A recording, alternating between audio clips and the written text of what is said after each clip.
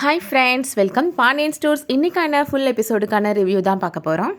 ஜீவாட்ட கதிர் ரொம்ப வருத்தப்பட்டு பேசிகிட்டு இருக்கிறாரு. முல்லைக்கு பேசாமல் இந்த விஷயம் தெரியாமலே இருந்திருக்கலாம் அப்படின்னு சொல்கிறாரு. எனக்கு குழந்தையே வேணானே, எனக்கு முல்லை மட்டும் போதும் அப்படின்னு கதிர் ரொம்ப ஃபீல் பண்ணி பேசுகிறாரு.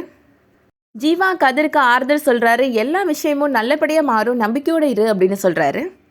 ஐஸ்வர்யா முல்லைட்ட சொல்கிறாங்க, நீங்கள் ரொம்ப தைரியமானவங்கன்னு நினச்சேன், கடைசி இப்படி பண்ணிட்டீங்களேக்கா அப்படின்னு சொல்கிறாங்க. மீனா ஐஸ்வர்யாட்ட சொல்கிறாங்க, இப்போ கூட முல்லை தைரியமாக தானே இருக்கிறாங்க, ஏப்ரல் மாதம் வெயிலில் முட்டி போட்டு கோவிலில் நடந்திருக்கிறாங்க, அதெல்லாம் பெரிய விஷயம் தானே அப்படின்னு சொல்கிறாங்க. ஐஸ்வர்யா முல்லைட்ட சொல்கிறாங்க, நீங்கள் எதுக்காகக்கா அவங்கள வர்த்திக்கிறீங்க, அதான் வீட்டில் ட்ரீட்மெண்ட் பார்த்துடலான்னு சொல்லிட்டாங்களேக்கா அப்படின்னு சொல்கிறாங்க.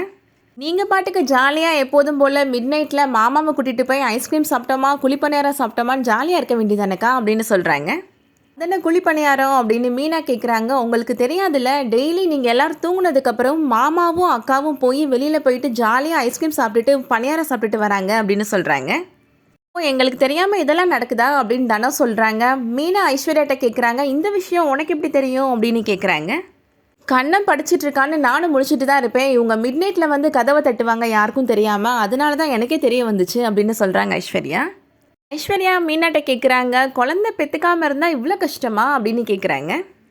மீனா சொல்கிறாங்க, குழந்தை பெற்றுக்கலைன்னா எவ்வளோ கஷ்டன்றதுக்கு எக்ஸாம்பிள் முல்லை, குழந்தை பெற்றுக்கிட்டா எவ்வளோ கஷ்டன்றதுக்கு எக்ஸாம்பிள் நான் அப்படின்னு சொல்கிறாங்க. இப்போ குழந்தை பெற்றுக்கலாமா வேணாமா அப்படின்னு ஐஸ்வர்யா கேட்குறாங்க. என்ன இப்போ பெற்றுக்க போகிறியா அப்படின்னு மீனா கேட்குறாங்க. இல்லை நான் ஃப்யூச்சர் பற்றி தான் பேசுகிறேன் அப்படின்னு ஐஸ்வர்யா சொல்கிறாங்க. என்னமோ நான் சொன்னால் எல்லாம் கேட்க போகிற மாதிரி என்கிட்ட ஒப்பீனியன் கேட்குறேன் அப்படின்னு சொல்லிட்டு மீனா போகிறாங்க. அடுத்ததான் தனமும் மூர்த்தியும் பேசிகிட்டு இருக்கிறாங்க. தனம் மூர்த்திகிட்ட சொல்கிறாங்க, நம்ம கண்டிப்பாக சீக்கிரமாக முல்லைக்கு ட்ரீட்மெண்ட் பார்க்கணுங்க, அதுக்கான ஏற்பாடு பண்ணணும் அப்படின்னு சொல்கிறாங்க. இப்போ பண்ணிடலாம் தனம் அப்படின்னு மூர்த்தியும் சொல்லிடுறாரு. மறுநாள் காலையில் எல்லோரும் உட்காந்து பேசிகிட்டு இருக்கிறாங்க.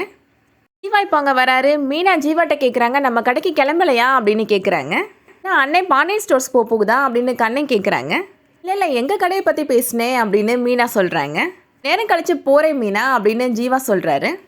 மூர்த்தி இப்போ எல்லாத்தையும் சொல்கிறாரு, சீக்கிரமாகவே எவ்வளோ சீக்கிரம் நம்மளால் முடியுமோ முல்லைக்கு ட்ரீட்மெண்ட் ஆரம்பிக்கணும் அப்படின்னு சொல்கிறாரு. மீனா சொல்கிறாங்க மூர்த்திகிட்ட, அதுக்கெல்லாம் 5 லட்ச ரூபாய் ஆகும்னு சொன்னாங்களே மாமா, அதெல்லாம் எப்படி உடனே ரெடி பண்ண முடியும், என்னோட அப்பாவுக்கே 2 நாள் ஆகும் ரெடி பண்ணணும்னா அப்படின்னு சொல்கிறாங்க. இவ்வளோ கஷ்டம்னாலும் நம்ம செஞ்சு தானே ஆகணும், தனமும் நானும் நேற்று நைட்டு பேசி முடிவு பண்ணியிருக்கிறோம், கண்டிப்பாக முல்லைக்கு ட்ரீட்மெண்ட் கொடுத்துடலாம், அதுவும் சீக்கிரமாகவே பண்ண ஆரம்பிச்சிடலாம் அப்படின்னு சொல்கிறாரு.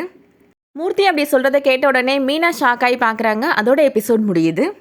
இந்த வீடியோ உங்களுக்கு பிடிச்சிருந்துச்சுன்னா லைக் பண்ணிக்கோங்க. அடுத்தடுத்த சீரியல் அப்டேட்ஸ்க்கு நம்ம சேனலை சப்ஸ்கிரைப் பண்ணிக்கோங்க. தேங்க்ஸ் ஃபார் வாட்சிங்.